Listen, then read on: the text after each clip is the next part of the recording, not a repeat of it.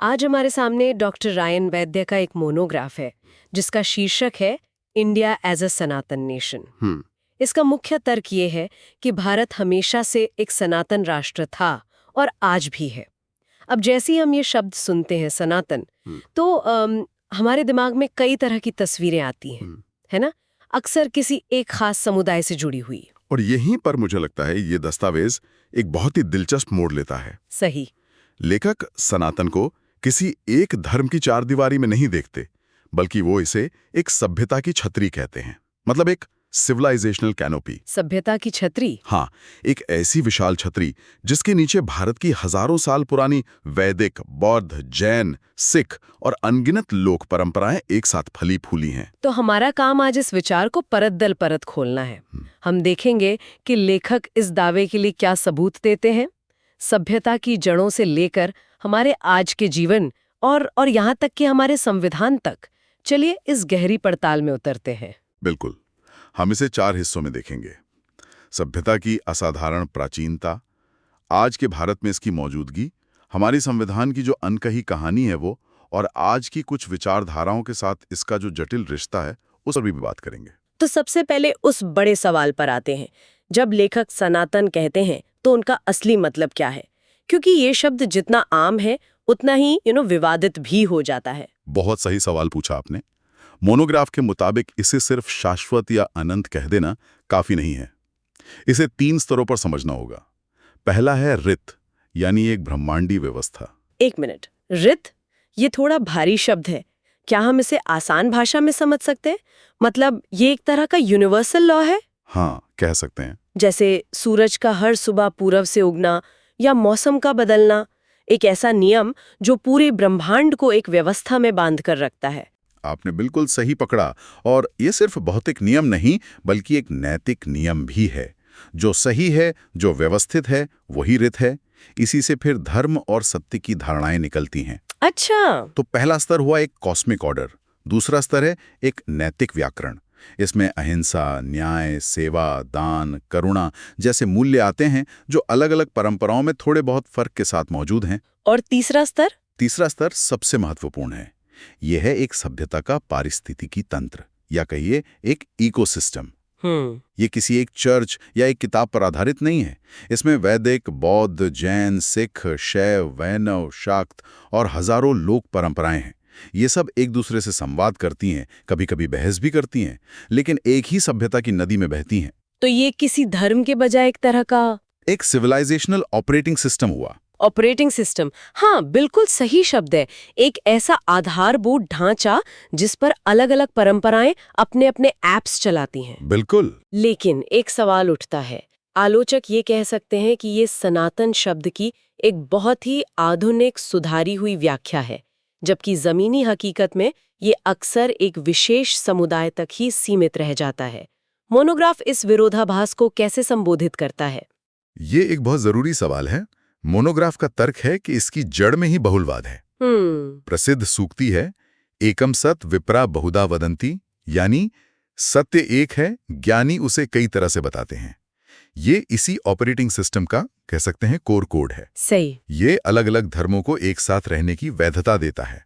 ये नहीं कहता कि मेरा रास्ता ही एकमात्र सच है। और जहां तक जमीनी हकीकत की बात है, दस्तावेज मानता है कि समय के साथ संकीर्णता आई है, लेकिन वो सभ्यता के मूल चरित्र का हिस्सा नहीं है, बल्कि उस पर आई एक विकृति है। ठीक है, ये परिभाषा तो साफ हुई। अब आते हैं उस हिस्से पर जहां ये दस्तावेज इतिहास की स्थापित धारणाओं को चुनौती देता है। ये कहता है कि ये सभ्यता औपनिवेशिक कालक्रम से कहीं ज्यादा, बहुत ज्यादा पुरानी है और इसके लिए खगोल विज्ञान का सहारा लिया गया है। हाँ, और ये हिस्सा सच में दिमाग चकरा देने वाला है। लेखक आर्कियो एस्ट्रोनॉमी का इस्तेमाल करते हैं। आर्कियो एस्ट्रोनॉमी, ये भी भारी शब्द है। मतलब हम ये पता लगाने की कोशिश कर रहे हैं कि हमारे पूर्वज तारों को कैसे देखते थे। जैसे कोई पुरानी डायरी पढ़ना, लेकिन अक्षरों के बजाय सितारों की स्थिति को पढ़ना। हाँ, सितारों की स्थिति को पढ़ना बिल्कुल सही सादृश्य है। और क्योंकि ग्रहों और नक्षत्रों की चाल गणित की तरह सटीक होती है, हम आज के सॉफ्टवेयर से समय में पीछे जाकर देख सकते हैं कि किसी खास रात को आसमान ठीक वैसा ही दिखता था जैसा ग्रंथों में लिखा है या नहीं। ये एक तरह की फोरेंसिक जांच है। अच्छा, तो इस जांच से क्या निकल कर आता है? सबसे पहले तो वेदांग ज्योतिष है, जो वेदों से जुड़ा सबसे पुराना खगोलीय ग्रंथ माना जाता है। इसके वर्णन लगभग 1400 से 1200 ईसा पूर्व के आकाश से मेल खाते हैं। ये दिखाता है कि उस समय तक एक व्यवस्थित खगोल विज्ञान विकसित हो चुका था। लेकिन असली चौंकाने वाली बात महाकाव्यों से आती है। महाभारत और रामायण से? हाँ, उनमें ग्रहों की स्थिति और नक्षत्रों के सैकड़ों संदर्भ हैं। कुछ शोधकर्ता इन संदर्भों को सॉफ्टवेयर में डालकर कहते हैं कि महाभारत युद्ध 3067 ईसा पूर्व में हुआ होगा। एक और प्रस्ताव इसे 5561 ईसा पूर्व तक ले जाता है। 5561 ईसा पूर्व? एक मिनट रुकिए, ये तो मिस्र के पिरामिडों से भी हजारों साल पहले की बात है, सुमेरियन सभ्यता के शुरुआती दिनों की बात।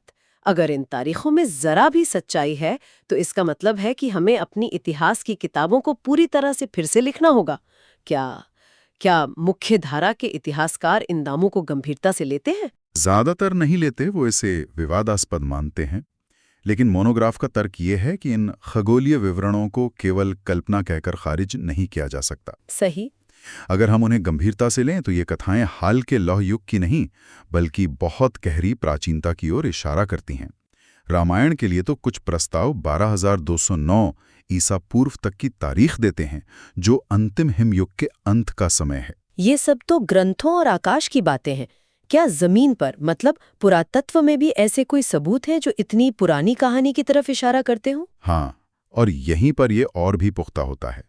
मेहरगढ़ जैसी जगहों पर 7वीं से 5वीं सहस्राब्दी ईसा पूर्व के कृषि समाज के प्रमाण मिलते हैं, जो दिखाता है कि एक जटिल संस्कृति के लिए भौतिक आधार मौजूद था। फिर घग्घर-अकरा नदी प्रणाली है, जिसे अक्सर पौराणिक सरस्वती नदी से पहचाना जाता है। हाँ, सरस्वती नदी। सैटेलाइट इमेजरी और भूगर्भीय अध्ययनों से पता चलता है कि ये नदी 3री सहस्राब्दी ईसा पूर्व में पूरे प्रवाह में थी, जहां हड़प्पा सभ्यता के सैकड़ों स्थल बसे थे। ये वैदिक ग्रंथों में वर्णित सरस्वती के परिदृश्य से मेल खाता है। और दस्तावेज में राम सेतु का भी जिक्र है। हाँ, राम सेतु या एडम्स ब्रिज का भूवैज्ञानिक अध्ययन बताता है कि ये संरचना समुद्र के स्तर में प्राकृतिक बदलाव के कारण उभरी और डूबी, जो रामायण के वृत्तांत को एक वास्तविक भौगोलिक संदर्भ देता है। तो कुल मिलाकर ग्रंथ, आकाश और धरती तीनों मिलकर एक बहुत ही प्राचीन और निरंतर सभ्यता की तस्वीर पेश करते हैं। ये सब हजारों साल पुरानी बातें हैं, जो सुनने में तो बहुत आकर्षक लगती हैं। लेकिन सवाल ये उठता है कि क्या ये सिर्फ एक अकादमिक बहस है, या इन पुरानी जड़ों का आज 21वीं सदी के भारत में भी कोई ठोस असर दिखता है? मोनोग्राफ इसे आज के भारत से कैसे जोड़ता है? लेखक 4 मुख्य तरीकों से इसे स्पष्ट करते हैं, जिसे वे जीवित सनातन व्याकरण कहते हैं। जीवित व्याकरण? हाँ, पहला है पवित्र भूगोल, यानी सेक्रेड ज्योग्राफी। भारत का नक्शा सिर्फ राजनैतिक या भौतिक नहीं, बल्कि पवित्र भी है। गंगा, यमुना सिर्फ नदियां नहीं, देवियां हैं। हिमालय देवभूमि है। 4 धाम, ज्योतिर्लिंग, शक्तिपीठ जैसे तीर्थ पूरे उपमहाद्वीप को एक अदृश्य पवित्र धागे में बांधते हैं। ये एक ऐसा नक्शा है जो लोगों के मन में बसा है। बिल्कुल, चाहे वे देश के किसी भी कोने में रहते हों। और दूसरा तरीका लोगों की अपनी प्रथाओं से जुड़ा है, जैसे संस्कार वगैरह। हाँ, जन्म, विवाह, मृत्यु से जुड़े संस्कार आज भी करोड़ों भारतीयों के जीवन का अटूट हिस्सा है। घरों में पूजा पाठ, दिया जलाना, ये सब रोजमर्रा की बातें हैं। लेकिन इससे भी गहरी बात है धर्म, कर्म, पुण्य, पाप जैसे नैतिक विचार, जो हमारी सोच को दिशा देते हैं। और मोनोग्राफ ये भी कहता है कि इसका प्रभाव इतना गहरा है कि कई भारतीय मुसलमानों और ईसाइयों की स्थानीय परंपराओं में भी इसकी झलक मिलती है। सही। तीसरा बिंदु समय और त्योहारों का है। हाँ, ये तो है, हमारा कैलेंडर है। बिल्कुल। आप देखिए कि भारत का सार्वजनिक कैलेंडर ही अपने आप में एक सनातनी संस्था है। नवरात्रि, दीपावली, होली, पोंगल, बिहू जैसे त्योहार सिर्फ छुट्टियां नहीं हैं, वे धर्म और अधर्म की कहानियों, ऋतुओं के चक्र और कृषि से जुड़े हैं। वो समय को एक पवित्र चक्र के रूप में देखते हैं। हाँ, न कि सिर्फ जनवरी से दिसंबर तक की एक सीधी रेखा के रूप में। और आखिरी बिंदु, जो शायद सबसे सूक्ष्म है, वो है भाषा। हाँ, भाषा और हमारी नैतिक शब्दावली। धर्म, सत्य, अहिंसा, सेवा, श्रद्धा, न्याय, कर्तव्य, ये शब्द भारत की लगभग सभी भाषाओं में समान नैतिक अर्थों के साथ प्रयोग होते हैं। अच्छा। शायद चाहे कोई तमिल बोल रहा हो या बंगाली या मराठी, इन शब्दों का नैतिक सार एक जैसा रहता है। ये एक साझा नैतिक व्याकरण है जो सैकड़ों भाषाओं और बोलियों के बावजूद हमें एक गहरे स्तर पर जोड़ता है। अब आते हैं दस्तावेज के उस हिस्से पर जो शायद सबसे ज्यादा चौंकाने वाला है, भारतीय संविधान। हम संविधान को एक आधुनिक सेक्युलर दस्तावेज मानते हैं, लेकिन मोनोग्राफ दावा करता है कि इसकी जड़ें भी सनातन हैं। ये कैसे हो सकता है? ये दावा भारत के मूल हस्तलिखित संविधान पर आधारित है, जो नंदलाल बोस की देखरेख में बना था। हाँ, शांति निकेतन के महान कलाकार नंदलाल बोस। ये कोई साधारण किताब नहीं है, ये कला का एक नमूना है। इसके 22 भागों में 22 चित्र हैं जो भारत की सभ्यता की कहानी कहते हैं।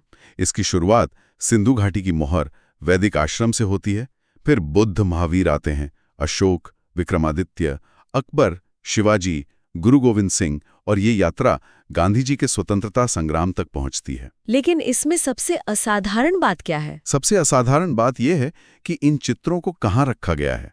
संविधान का वो हिस्सा जो हमें मौलिक अधिकार देता है, यानी फंडामेंटल राइट्स। हाँ। उस पन्ने पर राम, सीता और लक्ष्मण के अयोध्या आगमन का चित्र है। वाकई ये तो एक अविश्वसनीय जानकारी है। मतलब हमारे संविधान की मूल भावना में न्यायपूर्ण शासन का आदर्श सीधे रामायण के राम राज्य से लिया गया है। ये बात तो शायद 99% भारतीयों को पता नहीं होगी। बिल्कुल।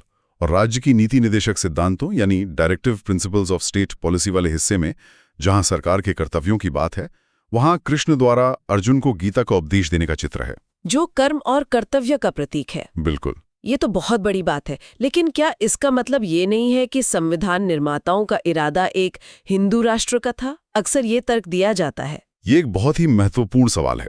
मोनोग्राफ के अनुसार संविधान निर्माताओं ने इन प्रतीकों को किसी धार्मिक अर्थ में नहीं, बल्कि सभ्यतागत और नैतिक अर्थ में चुना। अच्छा। यहाँ राम राज्य का अर्थ किसी धार्मिक शासन से नहीं, बल्कि न्याय, कर्तव्य और प्रजा के कल्याण पर आधारित एक आदर्श शासन से है, जो एक सार्वभौमिक मूल्य है।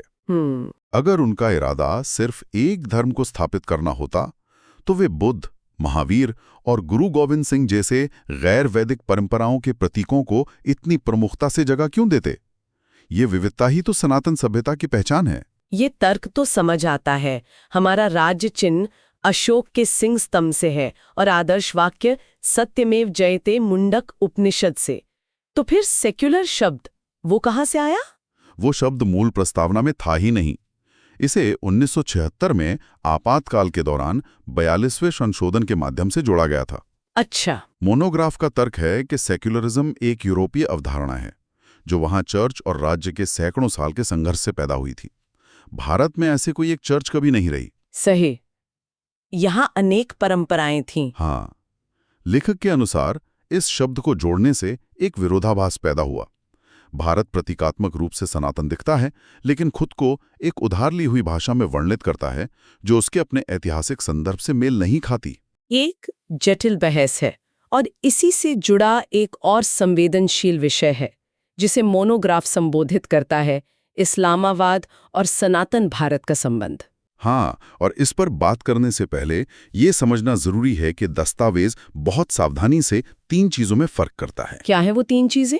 पहला है इस्लाम, जो एक विश्व धर्म है। दूसरा है भारतीय मुसलमान, जो एक विविध समुदाय है और जिनका भारत की संस्कृति में महत्वपूर्ण योगदान रहा है। और तीसरा है इस्लामाबाद या इस्लामिज्म। और इस्लामाबाद को लेखक कैसे परिभाषित करते हैं? इस्लामाबाद को एक आधुनिक राजनीतिक विचारधारा के रूप में परिभाषित किया गया है, जिसका लक्ष्य एक इस्लामी राज्य या खिलाफत की स्थापना करना है। ये विचारधारा अक्सर राष्ट्रीय सीमाओं, आधुनिक संविधानों और गैर इस्लामी सभ्यताओं को अस्वीकार करती है। मोनोग्राफ ये स्पष्ट करता है कि उसकी आलोचना इस राजनीतिक विचारधारा और उससे जुड़ी जिहादी धाराओं पर निर्देशित है, न कि आम मुसलमानों या इस्लाम धर्म पर। तो ये विचारधाराओं का विश्लेषण है, किसी समुदाय पर दोषारोपण नहीं। बिल्कुल। तो इस चुनौती के जवाब में लेखक क्या धार्मिक प्रतिक्रिया या धार्मिक रिस्पॉन्स सुझाते हैं? लेखक यहाँ 2 स्तरों पर काम करने की सलाह देते हैं, जिसे वो खुले हाथ लेकिन सीधी पीठ वाली मुद्रा कहते हैं। खुले हाथ लेकिन सीधी पीठ, इसका असल में क्या मतलब है? इसका मतलब है, एक तरफ कानून के शासन पर पूरी तरह अड़िग रहना, यानी हिंसक जिहाद और संविधान को उखाड़ फेंकने की कोशिश करने वाले संगठनों के खिलाफ सख्त से सख्त कानूनी कार्रवाई करना।